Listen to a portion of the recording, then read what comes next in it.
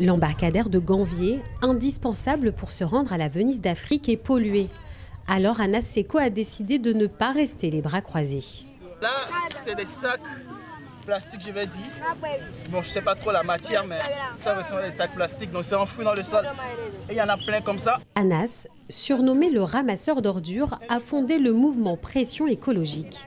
L'intérêt du Béninois pour la planète ne date pas d'hier. J'ai commencé depuis la classe de terminale, quand j'ai constaté qu'il y a des élèves qui, en fait, après avoir mangé, laissaient traîner leurs déchets dans la cour de l'école alors qu'il y avait des poubelles. Donc c'est là que, en fait, l'engagement a commencé.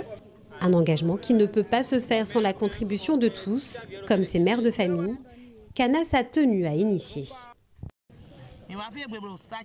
On est là pour déterrer les sachets parce que c'est pas bon pour la santé et ça pollue l'environnement.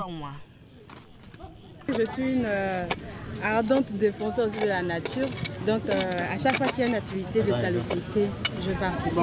Parce que pour vivre mieux, il faut qu'on vive dans un environnement sain. Le groupe avait déjà nettoyé l'embarcadère, maintenant il s'attaque aux déchets enfouis. Et même les petites mains s'y mettent. Déjà petite comme ça, c'est fait des actions comme ça. En grandissant, elle ne voudra plus polluer l'environnement. Les déchets, une fois regroupés, à quelques pas de l'embarcadère, place à la sensibilisation auprès des marchandes. Elles se disent que même si elles le polluent, ce n'est pas à leur charge de nettoyer. Mais elles doivent savoir qu'en réalité, en le polluant, ça ne contribue pas au bien-être de leur santé et surtout à la nourriture qu'elles vendent. Après le ramassage et la sensibilisation, l'activité se termine toujours par des pas de danse.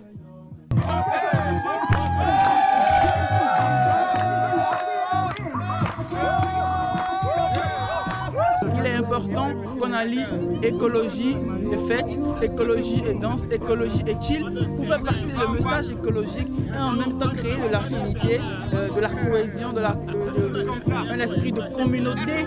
Un pari déjà gagné, Anas souhaite étendre son initiative citoyenne et pour cela il a besoin de matériel.